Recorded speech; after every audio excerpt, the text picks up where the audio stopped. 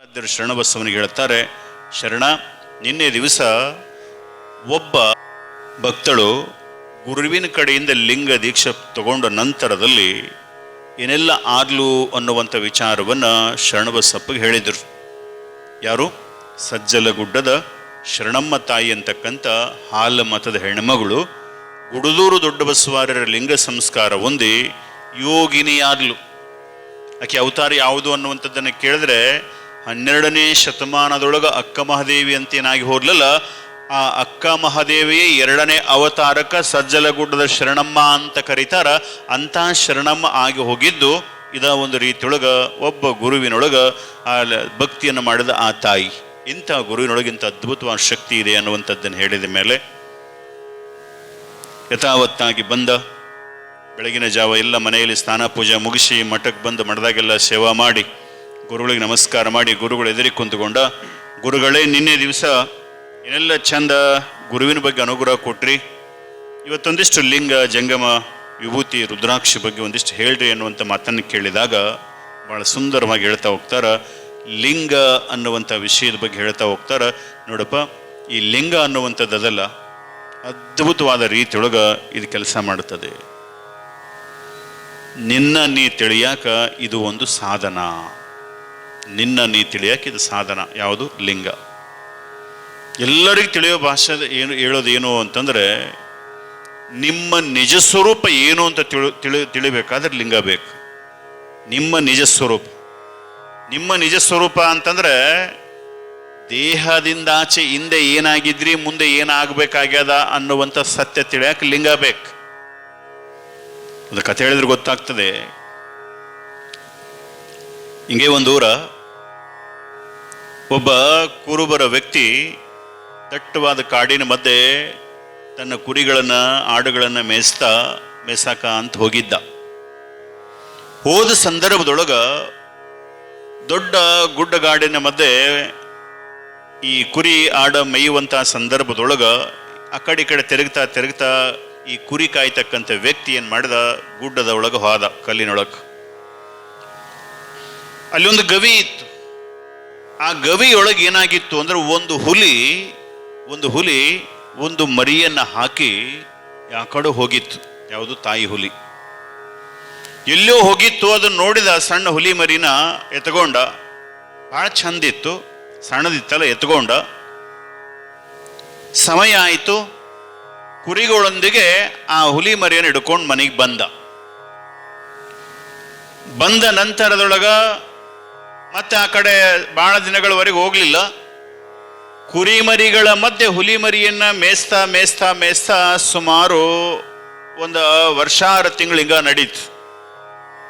ಇನ್ನೊಂದು ವರ್ಷ ನಡೀತು ಹಂಗ. ಆ ಹುಲಿ ಏನಾಗಿತ್ತು ಅಂತಂದ್ರೆ ತನ್ನ ಮರೆತು ಹೋಗಿಬಿಟ್ಟಿತ್ತು. ಅದು ನಾನು ಒಂದು ಕುರಿ, ನಾನು ಒಂದು ಇದ್ರೊಳಗೆ ಆಡಿದ್ದಂಗ ನಾನು ಅದರಂಗ ಅಂತ ತಿಳ್ಕೊಂಡು ಈ ಹುಲಿ ಆಡ ಕುರಿಗಳ ಮಧ್ಯೆ ನಾನು ಹಂಗ ಅಂತ ತಿಳ್ಕೊಂಡು ಬದುಕಿತ್ತು. ಸುಮಾರು ದಿನಗಳಾದ ಮೇಲೆ ಮತ್ತೆ ಗುಡ್ಡದ ಕಡೆ ಕುರಿಗಳು ನೋಡ್ಕೊಂಡು ಹೋಗಿದ್ದ. ದೊಡ್ಡ ಹುಲಿ ಇಲ್ಲಿ ಬಂದಂಥದ್ದನ್ನು ನೋಡಿತಲ್ಲ, ನೋಡಿದ ಮೇಲೆ ಇದು ಗುಡುಗ ಹಾಕುತ್ತಾ ಗರ್ಜಿಸುತ್ತಾ ಬೇಟೆ ಆಡೋದ್ರ ಸಲುವಾಗಿ ಮುಂದೆ ಹೋಯ್ತು. ದೊಡ್ಡ ಹುಲಿ ಎಲ್ಲವೂ ಓಡಿ ಹೋಗಕತ್ತಿದ್ವು. ಅದ್ರ ಜೊತೆಗೆ ಈ ಸಣ್ಣ ಹುಲಿ ಮರಿ ಕೂಡ ಓಡಾಕತ್ತು. ದೊಡ್ಡ ಹುಲಿ ಸಣ್ಣ ಹುಲಿ ನೋಡಂತದೆ, ಎದಕ್ಕೆ ಓಡ್ತೀನಿ, ಎದಕ್ಕೆ ಭಯ ಪಡತ್ನಿ,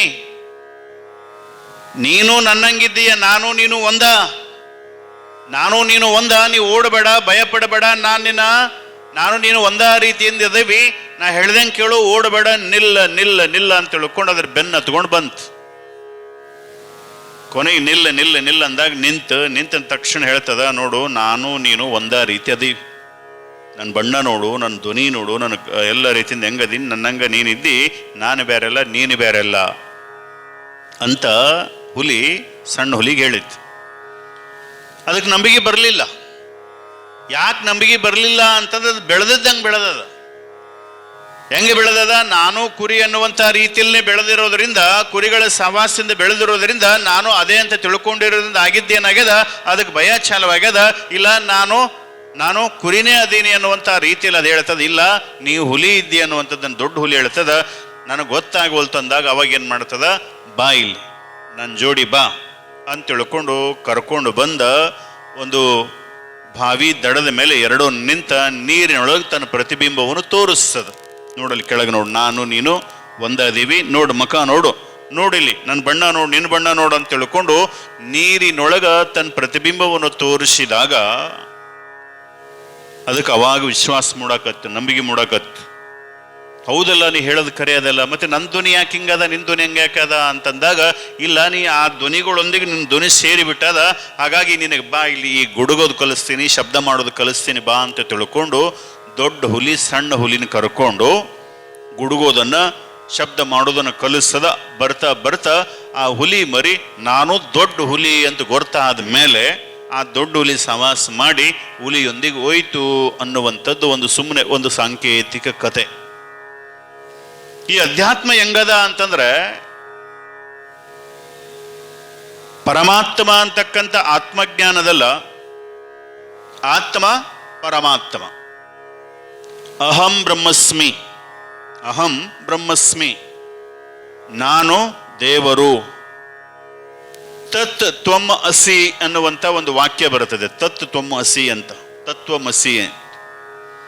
ತತ್ ಅಂದರೆ ಅದು, ತ್ವಂ ಅಂದರೆ ನೀನು, ಅಸಿ ಅಂದರೆ ಇದ್ದಿ ಅಂತ, ಅದು ನೀನೇ ಇದ್ದಿ ಅನ್ನುವಂಥದ್ದು ಒಬ್ಬ ಚಿದಾನಂದವಧೂತನ ಒಂದು ವೇದ ವಾಕ್ಯ, ಒಂದು ಅದ್ವೈತ ಧರ್ಮದ ಒಂದು ಒಂದು ಒಂದು ಒಂದು ಚಿಹ್ನ. ಅದು ನೀನೇ ಇದ್ದಿ, ನೀನು ಅದು ಬೇರೆ ಅಲ್ಲ, ಅದರೊಳಗೆ ನೀನೇ ಇದ್ದಿ, ನಿನ್ನೊಳಗೆ ಅದ.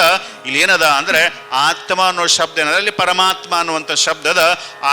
ಆತ್ಮ ಸೇರಿದಾಗ ಅದು ಪರಮಾತ್ಮ ರೂಪದೊಳಗೆ ಆಗ್ತದಲ್ಲ, ನೀನು ಅದ ಇದ್ದಿ ಅಂತ ತಿಳಿಸೋದು ಯಾವುದು ಅಂದ್ರೆ ಲಿಂಗ.